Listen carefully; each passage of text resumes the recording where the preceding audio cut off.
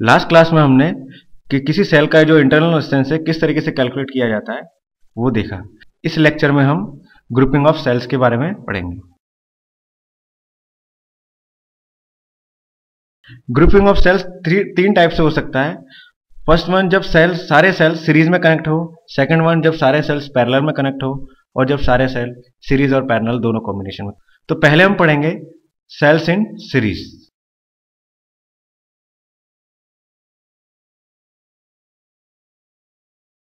जब सारे cell series में कनेक्ट हो तो उनको इस तरीके से सर्किट डिजाइन किया जाता है उनके लिए। फर्स्ट सेल जिसका ईएमएफ E1 है और इंटरनल रेजिस्टेंस R1 है। सेकंड सेल जिसका ईएमएफ E2 है और इंटरनल रेजिस्टेंस R2 है। थर्ड सेल जिसका ईएमएफ E3 है और इंटरनल रेजिस्टेंस R3 है। इस तरीके से सीरीज में n सेल कनेक्ट है। तो इस सर्किट का इक्विवेलेंट सर्किट निकालने के लिए हम एक सर्किट डिजाइन करते हैं लाइक दिस। एक सेल जिसका ईएमएफ इन सभी सेल के इक्विवेलेंट ईएमएफ के बराबर है और जो इंटरनल रेजिस्टेंस है इक्विवेलेंट इंटरनल रेजिस्टेंस। तो हम एक्सपेरिमेंटली ये देखते हैं कि जो ई इक्विवेलेंट है मतलब equivalent EMF of this circuit, equivalent EMF of this circuit that is equal to E1 plus E2 plus E3 plus dash dash dash plus E। और जो इंटरनल रेजिस्टेंस का इक्विवेलेंट है that is equal to small r1 plus small r2 plus small r3 plus। हमने जो ये equivalent EMF निकाला है, जो ईएमएफ इक्विवेलेंट ईएमएफ कैलकुलेट करते समय हमें सभी सेल की पोलैरिटी का ध्यान रखना होगा कि अगर किसी सेल की पोलैरिटी अपोजिट है तो हम उसे माइनस के साथ पुट करेंगे। अब हम n सेल्स जिनका सभी का ईएमएफ E है उनको सीरीज में अरेंज करते हैं और उन सभी का इंटरनल रेजिस्टेंस स्मॉल r है। तो जो टोटल ईएमएफ होगा दैट मीन्स इक्विवेलेंट ईएमएफ होगा वो स्मॉल n ही होगा। तो ये सर्किट इस तरीके से हम शो कर सकते हैं।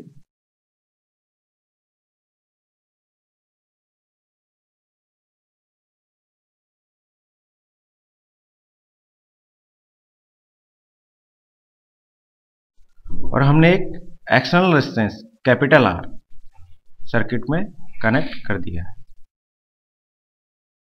मान लेता हूं मैं इस सर्किट में I करंट फ्लो कर रही है। Then equivalent EMF is equal to E plus E plus E plus E plus up to n times. Then equivalent EMF is equal to n and equivalent internal resistance is equal to R plus up to n times then n.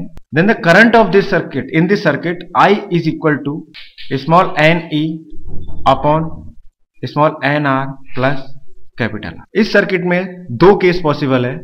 First case one is if small n R is greater than capital R, then I is equal to small n E upon NR। हम NR के comparison में capital R को neglect कर सकते हैं। तो current I की value होगी I is equal to E upon small r। तो हम I is equal to small n then I is equal to current due to one cell. So series combination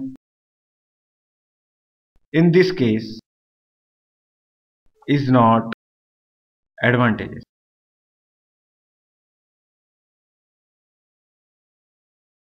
Then second case, if R is greater than small r, then current I is equal to NE upon capital R। हम capital R के comparison में small n r को neglect कर सकते हैं। देन I is equal to small n into current due to one cell।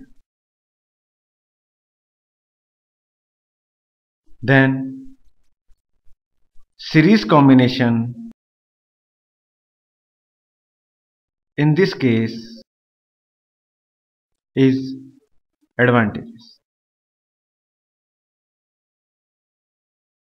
Then I want to discuss one important point. If polarity of M cells is reverse, then equivalent EMF is equal to n minus 2m E, and equivalent resistance is small r plus capital R. Then current I is equal to n minus 2m E upon small n r plus capital R.